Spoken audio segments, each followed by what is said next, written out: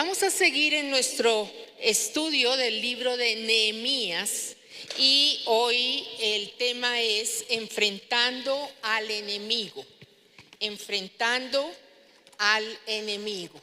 Recordemos un poquito que Nehemías viaja a Jerusalén a reconstruir los muros caídos, ¿sí? Los muros caídos, las puertas quemadas, porque los babilónicos los llevaron en cautiverio y destruyeron la ciudad.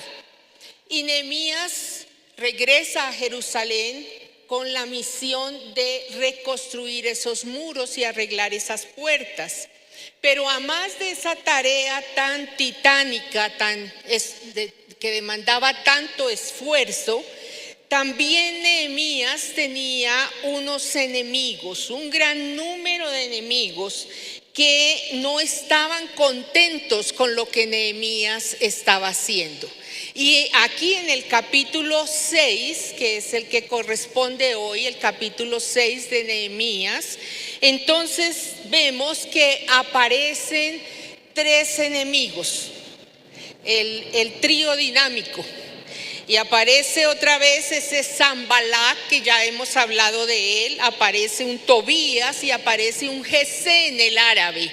Y fuera de eso, otros tantos enemigos árabes, amonitas, los de Asdod, dice allí. Todos eran pueblos paganos, todos estos enemigos eran de pueblos paganos y todos estaban enojados con Nehemías porque había venido apoyado por parte del rey a reconstruir los muros. Y realmente estos enemigos no querían que se reconstruyeran estos muros porque iba en contra de sus ambiciones políticas. Hasta ese momento, Judá estaba prácticamente ahí como un pequeño pueblo desamparado a merced de esos enemigos, a merced de esos dirigentes políticos de esa región, a lo que ellos quisieran hacer.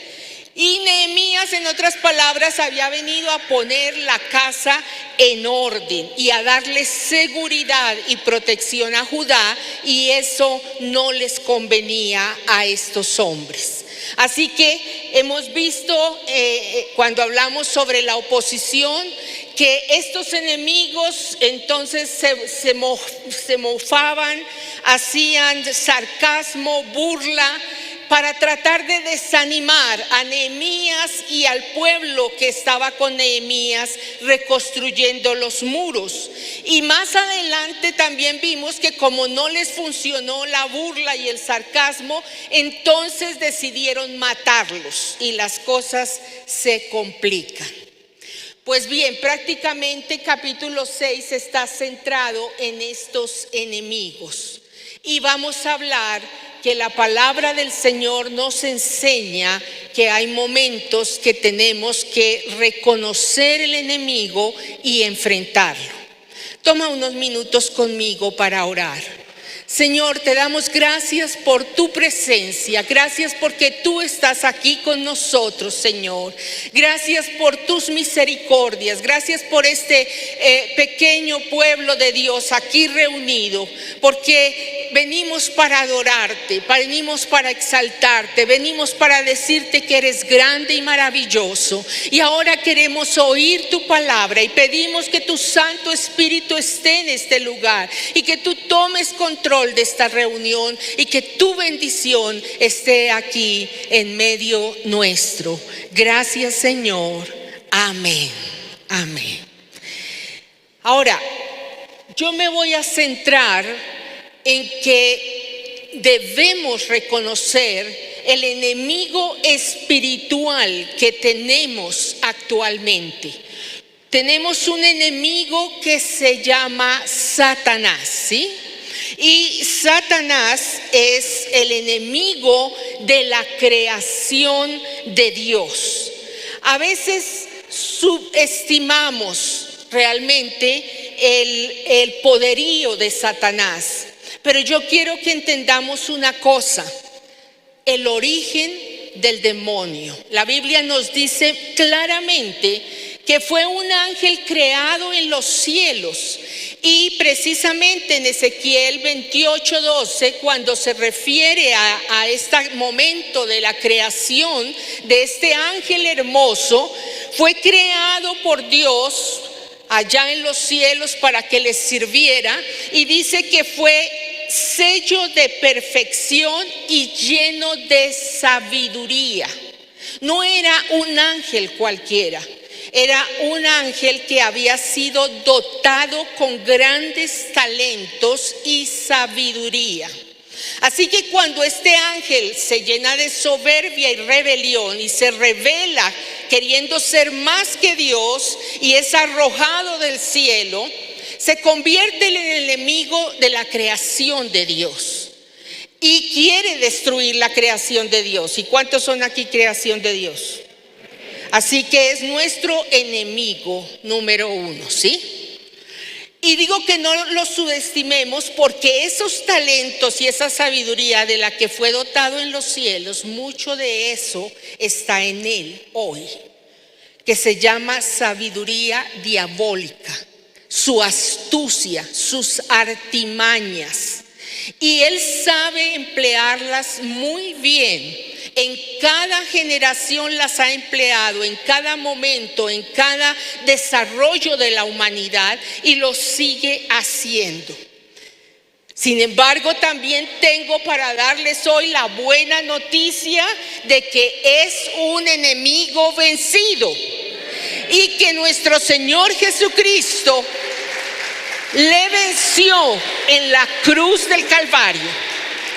Jesús murió por nuestros pecados, pero también dice la Biblia que le arrebató al demonio el poderío de la muerte y nos hizo libres de la esclavitud, del pecado y de la maldición. Sin embargo, todavía anda por ahí, porque Dios se lo ha permitido, con un poder limitado. Y todavía anda por ahí guerreando y molestando y fastidiando, y como dice Juan, solo viene para matar, para robar, para destruir, ¿sí? Y lo hace con su astucia y artimaña. La Biblia nos dice entonces que es importante que nosotros reconozcamos que es nuestro enemigo y que sepamos cómo enfrentarlo. Primera de Pedro, capítulo 5, el versículo 8, dice: sed sobrios. ¿Cómo dice? Sed sobrios y velad, porque vuestro adversario, el diablo, como león rugiente, anda alrededor buscando a quien devorar.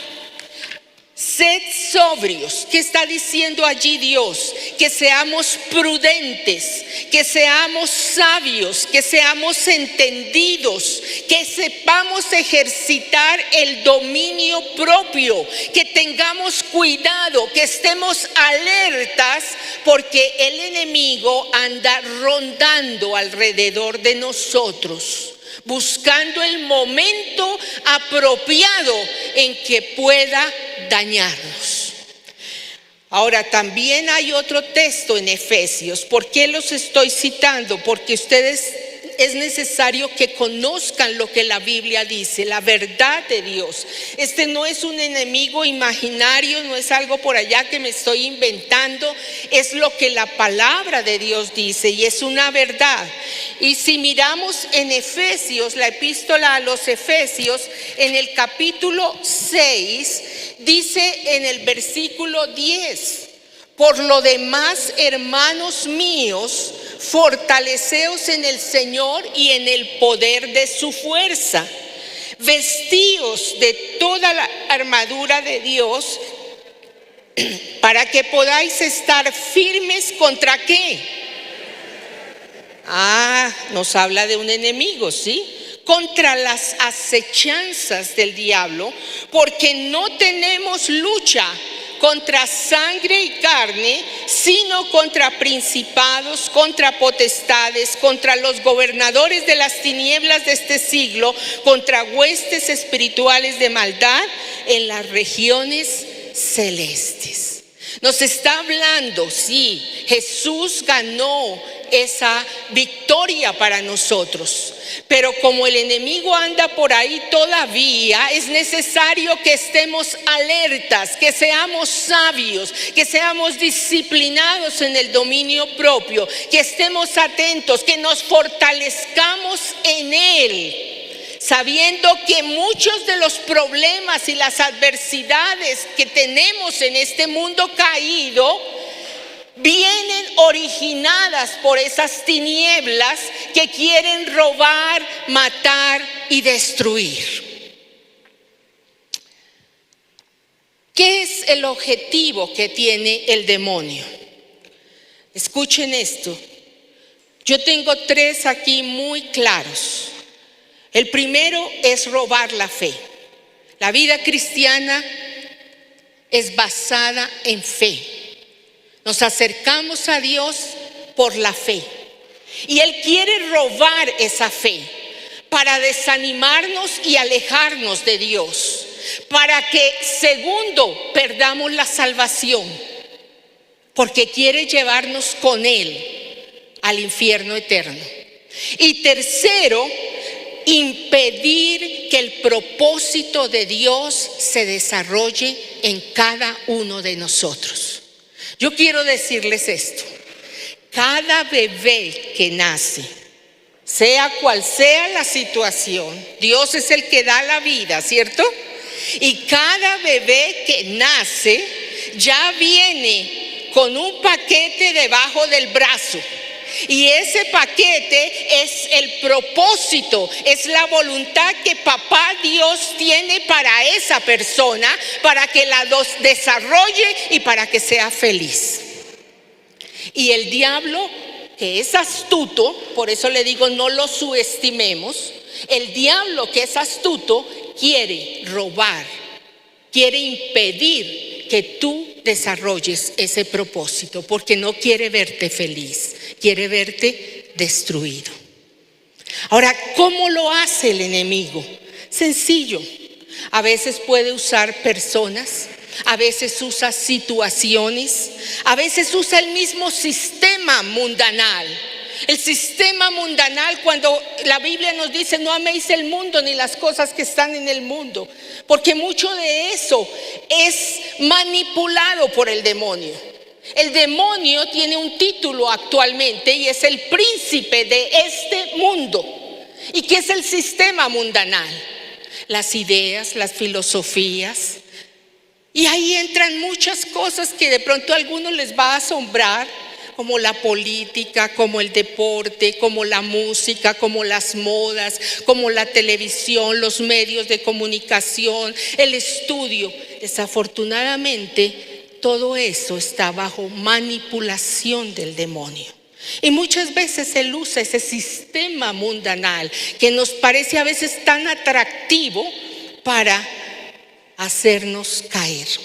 O también sencillamente, y esta es la parte que siempre le digo a los cristianos, cuidado con eso, porque incita nuestra carne para que nos salgamos de la voluntad de Dios. ¿Comprendido hasta acá? ¿Cómo lo hace? Tomando el libro de Nehemías, el capítulo 6, porque ahí en ese libro, con lo que hicieron este trío dinámico de Sanballat y Tobías y el árabe, hay 3 artimañas, 3 estrategias que el enemigo usa, que Satanás usa para dañar, que las ha usado desde el principio de los tiempos y lo sigue haciendo. Y la primera que vemos es engaño.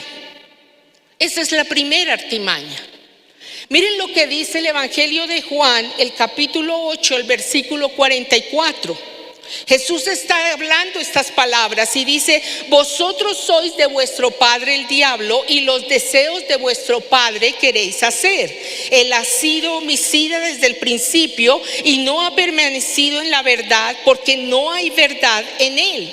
Cuando habla mentira, de suyo habla, porque es mentiroso y padre de mentira.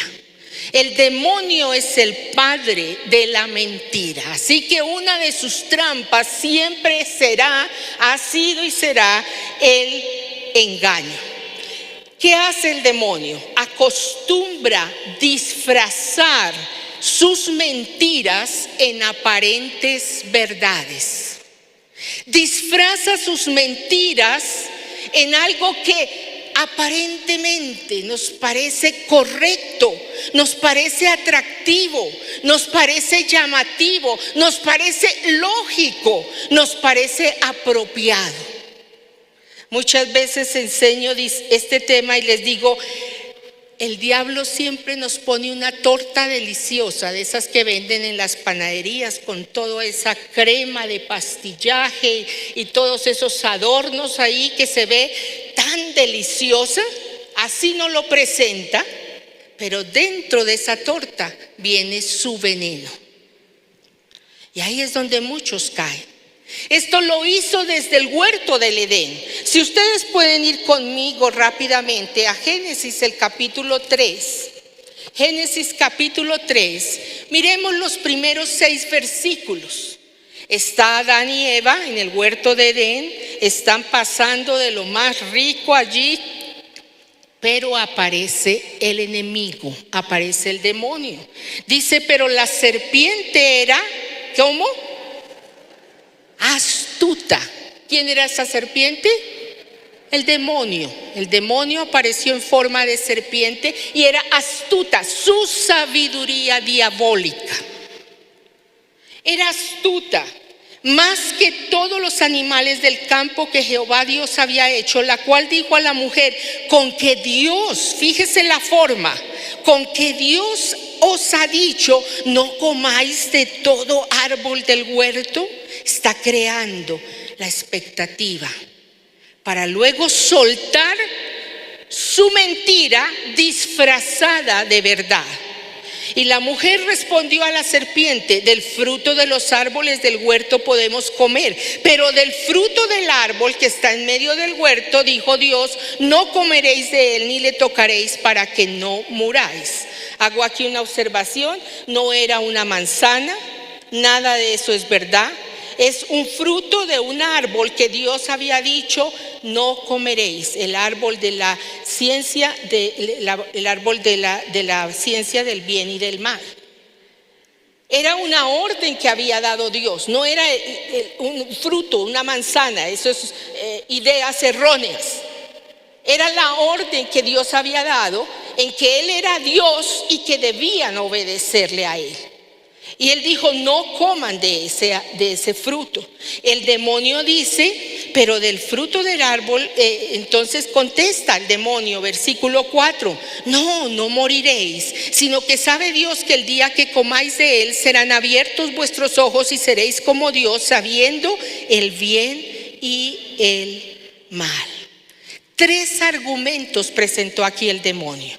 Primero: no moriréis. Segundo argumento: serán abiertos vuestros ojos. Tercer argumento: seréis como Dios.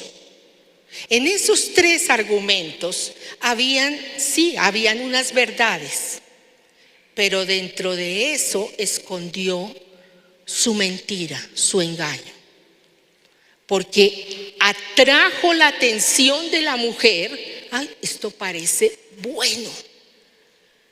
Pero la mujer no midió que al hacerlo desobedecía a Dios y vendría a muerte espiritual. Y luego que Adán lo come también, ambos cayeron bajo pecado, bajo maldición, separados de Dios en muerte espiritual. Lo mismo ocurrió con Nehemías. Miremos ahora el caso de Nehemías. Dice que Sanballat, yo les voy a contar la historia porque es un poquito largo, les cuento la historia. Sanballat y Gesén, dos del trío dinámico, si me están entendiendo, ¿no? Dos del trío dinámico acá.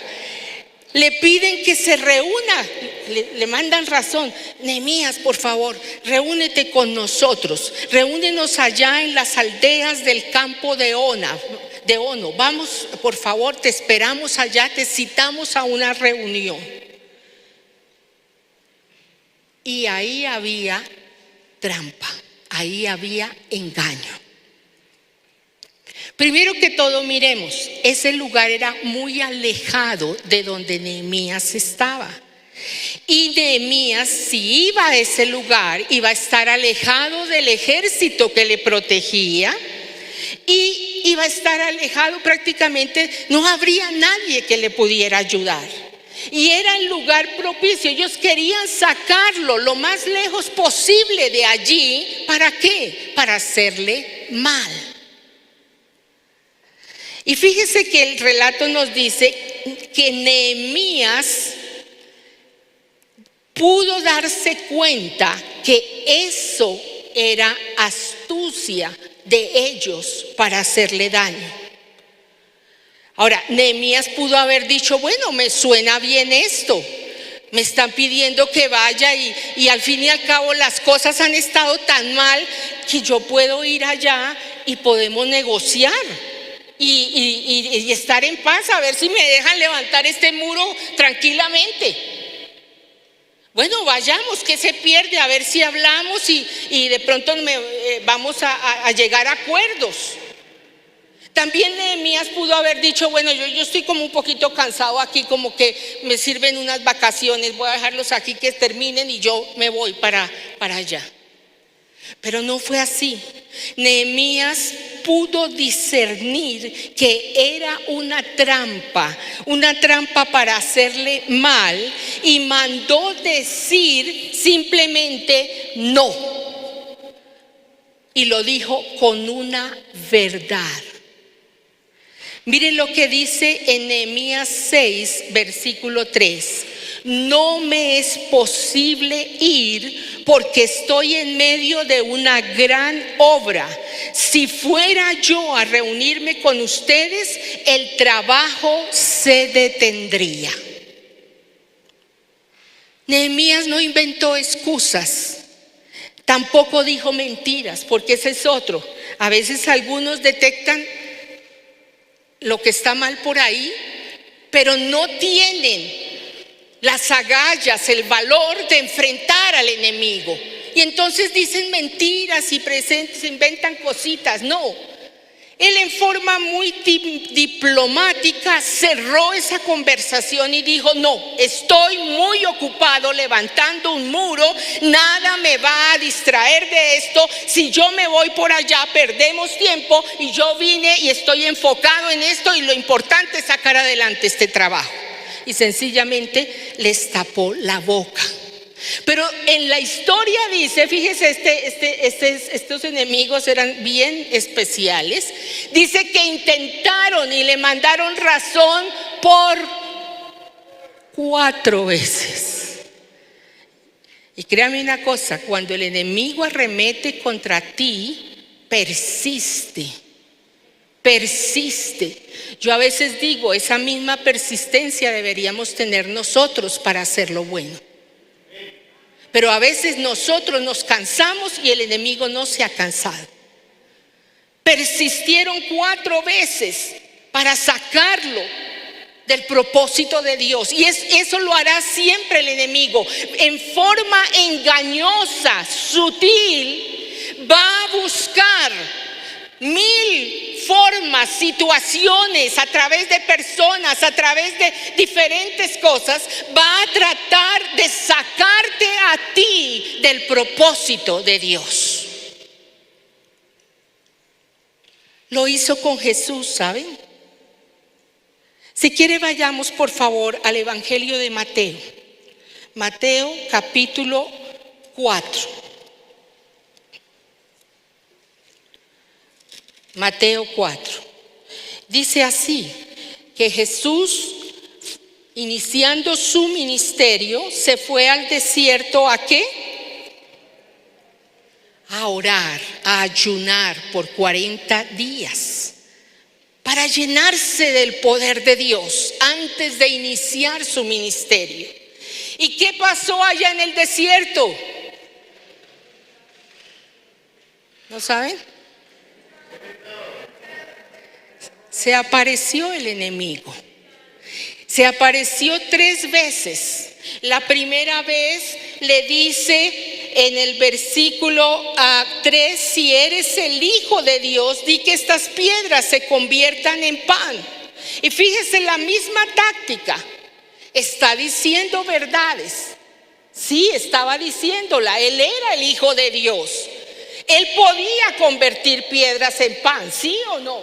Sí, eran verdades. Pero detrás de eso, ¿qué pasaba? Jesús había ayunado 40 días. ¿Cómo se siente uno después de ayunar 40 días sin comer nada por 40 días? ¿Cómo te sentirías tú al frente de una panadería después de 40 días de ayuno? Y el olor caliente del pan. Yo creo que te levantas y pasas la vitrina y coges el pan. Jesús podía haber convertido las piedras en pan. Tenía hambre. Pero ese no era el propósito con que Él había venido a la tierra. Fíjense, siempre el enemigo quiere sacarnos a hacer otras cosas en contra del propósito de Dios. Y Jesús contesta como Nehemías, enfático: no solo de pan vivirá el hombre, sino de toda palabra que sale de la boca de Dios.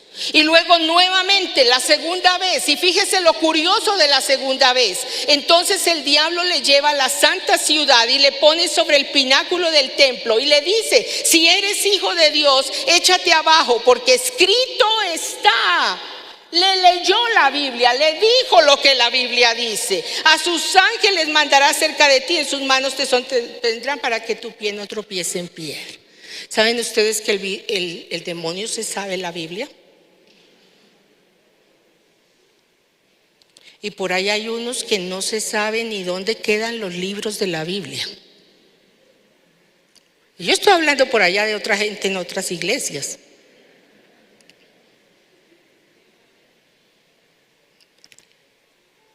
Fíjese cómo engaña. Si tiene que usar aún las verdades de Dios, las saca. Pero Jesús tampoco había venido para eso.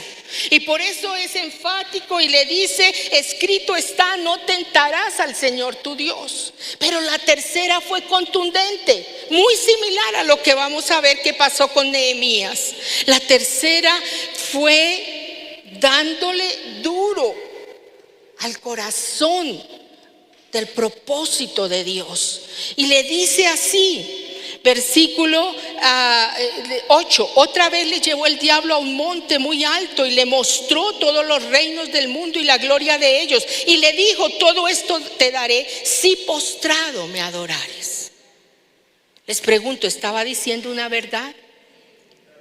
Claro que sí, porque es el príncipe de este mundo y todo el poderío de este mundo está bajo su gobierno. Él domina el poderío de este mundo, las naciones, la política, todo eso está bajo el dominio de Satanás. Y él sencillamente, ¿qué le dice allí el demonio a Jesús? Miren, yo te entrego todo esto, que yo soy el príncipe, mi principado, te lo entrego a ti. No tienes que ir a la cruz. No haga eso, no es necesario. Aquí yo te entrego todo el poderío, solo adórame. Estaba diciéndole: no tienes que hacer la voluntad del Padre, no tienes que ir a morir a esa cruz. Todo te lo puedo entregar, el dominio de este mundo. ¿Y qué dijo Jesús? Versículo 10: vete, Satanás, porque escrito está: al Señor tu Dios adorarás y a Él solo servirás.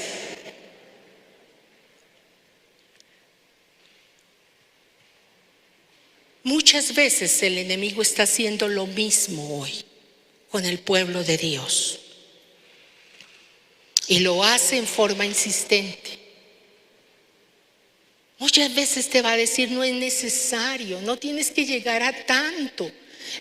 Las cosas han evolucionado, el tiempo ha cambiado, el pensamiento ha cambiado. Tienes que ponerte al día, tampoco tienes que ser tan anticuado. Tienes que entender lo que está pasando. ¿Qué tenemos hoy? ¿Qué controla hoy en el mundo? Este pensamiento humanista. No, es que también tenemos que pensar que cada persona es libre de pensar, de sentir lo que quiere, que hay que dar esas libertades, que todos tenemos que amarnos. Y entonces hay cantidad de argumentos que se presentan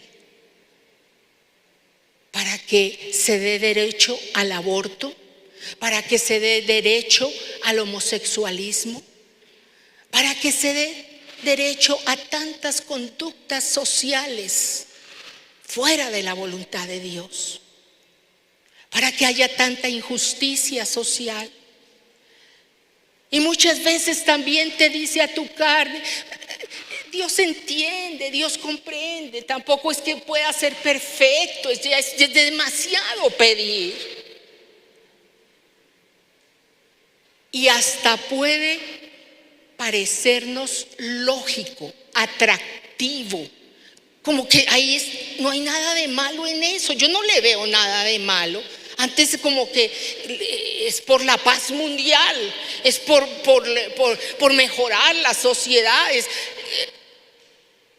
Cuidado con el engaño de Satanás.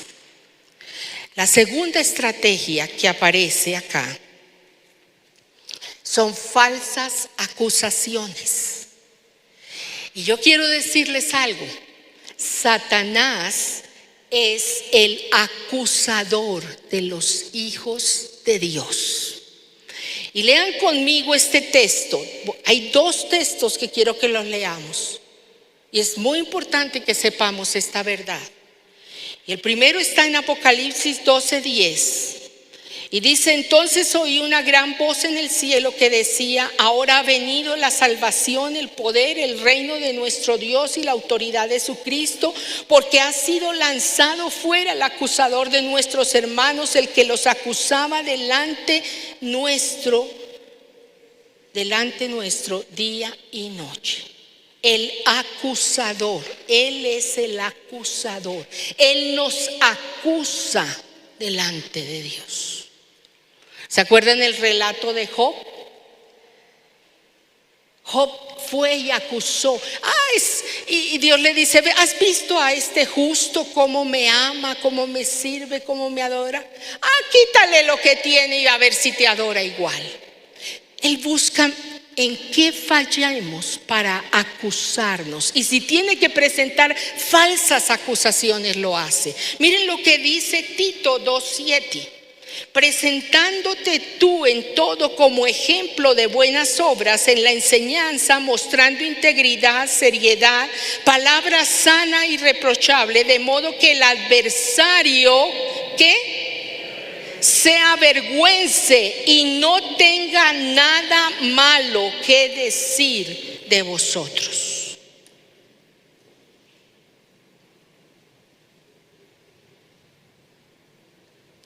Hagámonos una pregunta. ¿En qué le hemos dado papaya al enemigo que haya tenido que ir a la presencia de Dios a decir cosas que hemos hecho mal? A acusarnos. Es el acusador de los hijos de Dios. Y volviendo al caso de Nehemías, resulta que en esta ocasión, ya que no lo lograron por 4 veces, la quinta vez, estos no desistían. Le mandan la quinta vez la misma razón, que se vaya allá a encontrarse con ellos. Pero resulta que se la manda en una carta con un criado, Y dice, es una carta abierta. ¿Qué significaba eso? Que el mensaje lo podía leer cualquiera. ¿Y qué mandó en el mensaje? Fíjese la intriga, la astucia, la artimaña. En el mensaje manda decir que cuidado, porque ya se ha sabido por ahí que él quiere autoproclamarse rey, y por eso es que está ya construyendo ese muro para ganarse toda la popularidad y hacerse rey. Y cuidado, va el rey y sabe eso.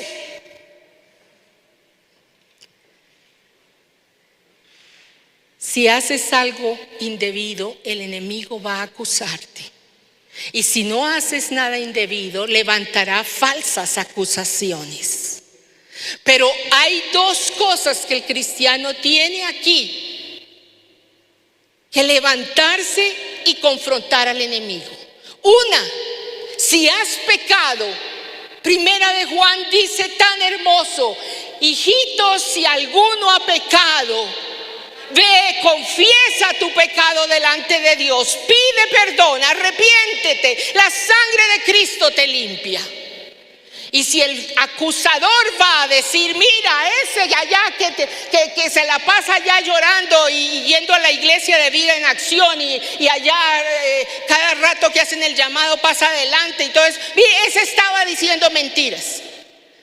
Pero qué lindo cuando Papá Dios puede decir, sí, yo sé que falló, pero ya me pidió perdón y ya ha sido limpio con la sangre de mi Hijo.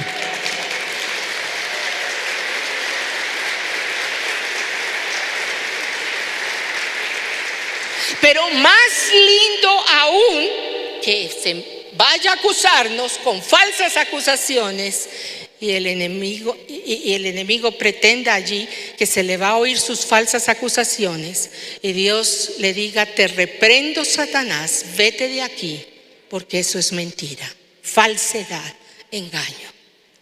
Y eso fue lo que Nehemías puede responder. Miren ustedes, ahora fíjense en Nehemías, el capítulo, en el capítulo 6, Nehemías puede responder enfáticamente y decir allí, no, eso es mentira. Ahora, miremos lo que pasó. El ataque fue directo contra Nehemías. ¿Por qué fue directo? Porque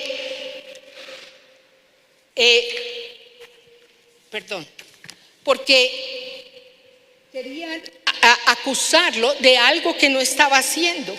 Y Nehemías responde, esto que dices no es verdad, tú mismo lo has inventado.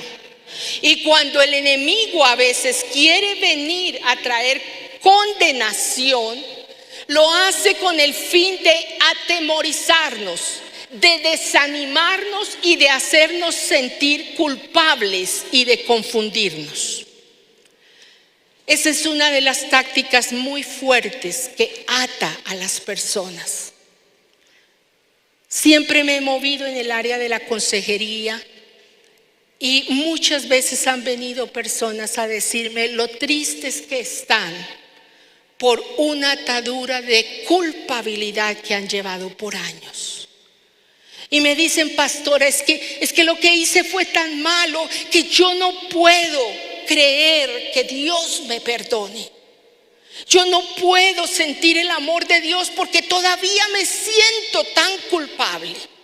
Y saben que si algo le gusta al demonio es sacarnos el basurero y ponérnoslo ahí al frente.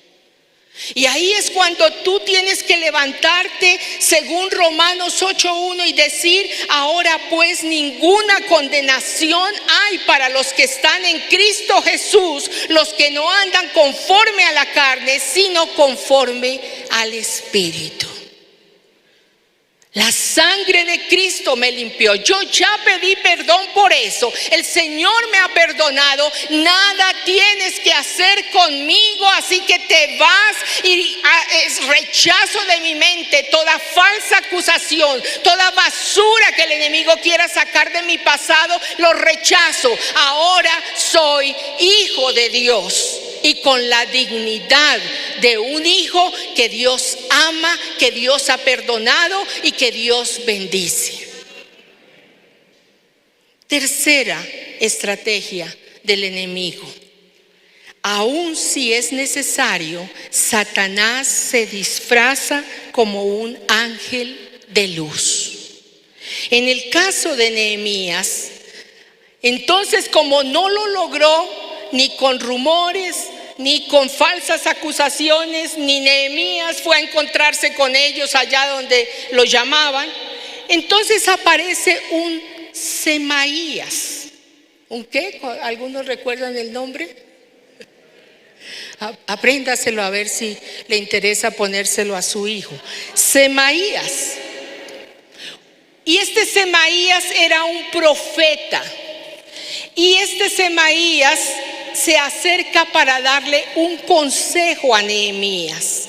Y le dice en el versículo 10, te aconsejo, fíjese, te aconsejo que vayamos a la casa de Dios y que cerremos las puertas, porque tengo entendido que esta noche tus enemigos vienen a matarte.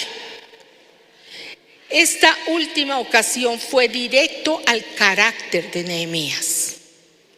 Camine, vámonos al templo, allá nos escondemos porque yo oí y esta noche, si es, mejor dicho, mañana no amaneces con vida si sigues por ahí. ¿Y sabe qué contesta Nehemías? Lea el versículo 11 conmigo porque es fascinante. Los hombres como yo no corren a esconderse, y menos en el templo. No por salvar mi vida voy a esconderme. Tremendo. Era un hombre de fe, era un hombre valeroso, un temple tremendo el de Nehemías. ¿Cuál fue la táctica de Satanás aquí? Primero, otra vez llevarlo a hacer algo indebido, que fuera y se escondiera en el templo. En la ley hebrea no podía él esconderse en el templo, porque si lo hubiera hecho, él era laico, él no era sacerdote, y los únicos que entraban al templo eran los sacerdotes. Si él lo hubiera hecho, habría pecado, y ahí habría tenido razón los enemigos para hundirlo. Y lo segundo, él dice, yo no soy de los cobardes que se esconden. Querían hacerlo flaquear, querían hacerlo huir, querían hacerlo cambiar, desanimar. ¿Cuántas veces usted sabe que Dios tiene un propósito maravilloso para su vida, que Dios tiene un plan hermoso? Usted ha sabido que Dios tiene un propósito glorioso para su familia, usted lo sabe. ¿Y cuántas veces el enemigo ha querido desanimarte, atemorizarte con todas sus artimañas y hacerte que huyas, que te alejes, que te rindas? Por ahí he oído en toda mi vida ministerial tantos líderes que han pasado por esta congregación y se han desanimado. No, esto es muy duro. No, yo no aguanto esto. Yo no aguanto. La gente hasta se ha levantado contra mí. No, esto no es para mí. Yo como que tengo que ir a hacer otra cosa por allí. Y se han olvidado de los propósitos de Dios. Han ido a buscar ayuda a fuentes humanas y se han extraviado del camino. Yo sí tengo algo para decirles hoy. La vida cristiana es hermosa, pero es de valientes. ¿Dónde están los valientes?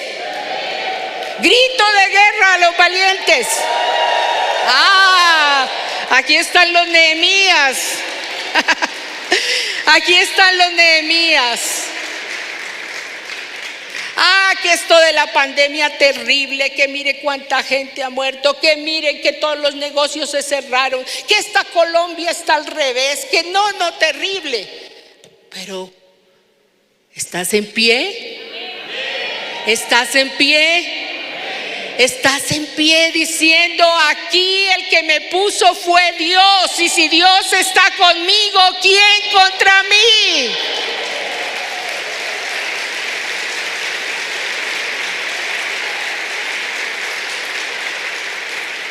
¿Y saben qué es lo lindo de esto? Dice la historia que Nehemías nuevamente entendió que ese Semaías, que era profeta, no le estaba dando el consejo correcto. ¿Y saben qué? Es que tras bambalinas, otra vez el trío dinámico, Sanbalato, habían sobornado al profeta para que hablara un mensaje incorrecto. Por allá todavía habían sobornos como los que hay por aquí ahora. Lo habían sobornado para que hablara falsedad, engaño. Y fuera de eso no era el único profeta falso. Había otra profetisa falsa llamada Noadías y otros más profetas falsos. Y todos le hablaban a Nehemías. Imagínense eso. Realmente yo anoche le decía a mi esposo: es que Nehemías fue un hombre valiente, construyendo el muro. Y recuerda que construían el muro con una mano y con la otra tenían la armadura para defenderse. Y fuera de eso el trío dinámico encima. Y fuera de eso los falsos profetas mandándoles falsas profecías, dizque de parte de Dios. Pero ahí estaba Nehemías y siempre pudo discernir el mal y nunca cayó en la trampa. Miren lo que dice la Biblia y escuchen este texto que les puede servir mucho a los que están viviendo en el 2021. Porque estos son falsos apóstoles, dice la palabra en 2 de Corintios. Porque estos son falsos apóstoles, obreros fraudulentos, que se disfrazan como apóstoles de Cristo. Y no es maravilla, porque el mismo Satanás se disfraza de ángel de luz. Estamos en los tiempos donde el espíritu del anticristo anda suelto.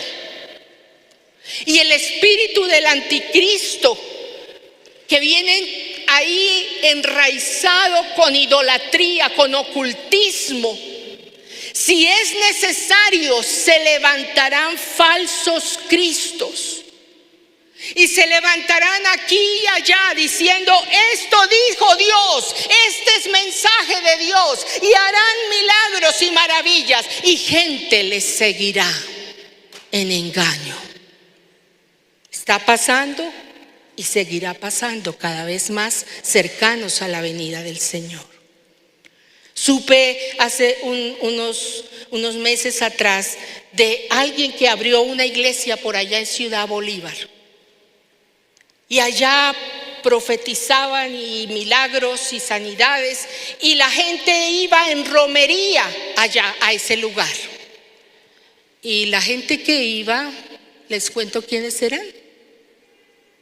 De todas las iglesias de Bogotá, de todas las llamadas iglesias evangélicas de Bogotá. Iban en romería allá, y allá les echaban cosas, y en nombre de Dios, cuidado. Porque si el diablo tiene que disfrazarse de ángel de luz para engañarte, lo hará. Pero aquí es donde viene la victoria del cristiano, cuando sabe en quién está fundamentado.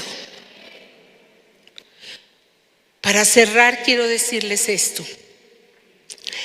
La victoria de Nehemías fue contundente.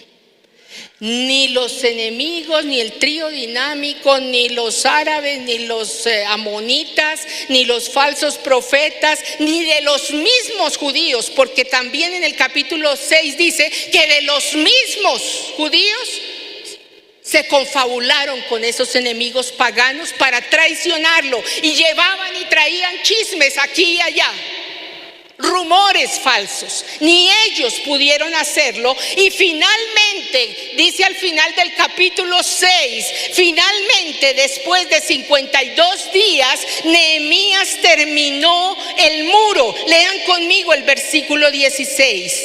Dice así: y cuando nuestros enemigos de los alrededores lo supieron, se llenaron de miedo.